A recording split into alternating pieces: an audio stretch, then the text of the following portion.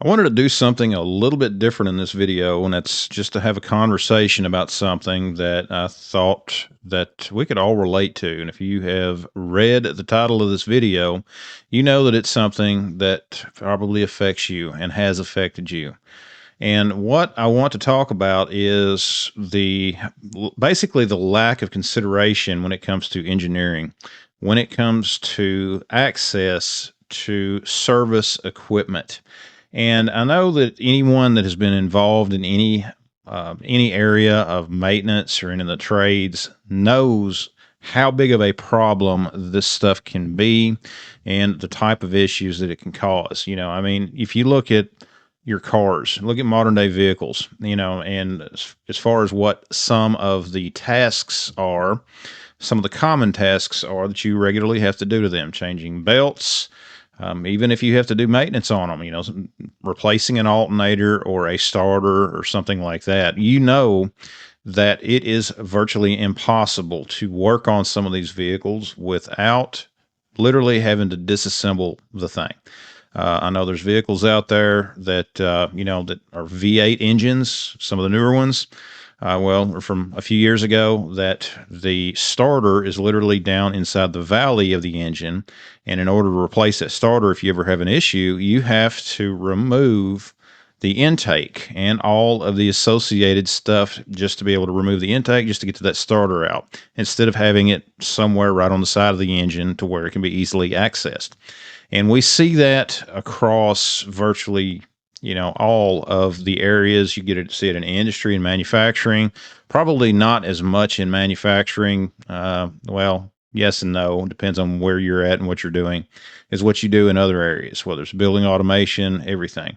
And the reality is, I've said for years, and I still believe it to be true, that engineers should spend a few years working in maintenance, working on equipment before they are allowed to design equipment. It should be part of the training, because what it's going to do is it's going to ingrain in that person the type of things, the type of access, the type of knowledge that you can only get from servicing equipment. And you're going to get better engineering, you're going to get better longevity when it comes to things, to whatever it is that they're designing, whether it's a piece of equipment, a new car or truck, building, or whatever. That is one of the failures that I really think that we have with the way that our system currently is. And if you have a difficult time accessing something, chances are, particularly when it comes to the maintenance field, if something is not easily accessed, especially when it comes to PM maintenance and things like that, chances are that that equipment is not going to be maintained properly, just because of the struggles that people have to get to that equipment or to get to certain parts of that equipment in order to service it. And there is a lot to be said about, when equipment is not serviced, if you do not maintain it, if you do not take the basic steps to maintain that equipment properly, it is not going to last long. You have breakdowns and you'll have major repairs because of it, more expensive repairs because of it. And unfortunately, what is happening is that very thing when we're getting into some types of equipment, some types of designs, some types of everything across the board. It is not going to be maintained simply because the steps, the effort that has to be put in to access certain components, it's virtually impossible. So basically, what I wanted to do on this video is just to kind of bring this up as a topic of discussion, because I don't think it gets talked about enough.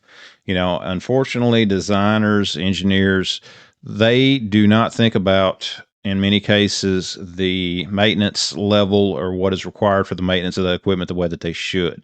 And that is a failure overall. That is an overall failure within the system, and it makes it harder on everybody. If you get a piece of equipment designed by an engineer, designed by an engineering group or whatever, that fails, that develops a reputation of failure, Then others are going to look at that design. They're going to look at that engineer and that engineering group or whatever, and they're going to say, "Well, you guys don't make stuff that's quality," and they're going to look somewhere else.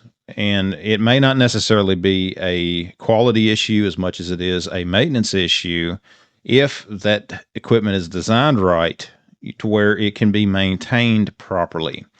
But, that's just a few of the thoughts that I had in this video, guys. I know it's a little bit different. We're going to get back to the tech stuff in a future video, but this is one that I really wanted to come out and talk a little bit about.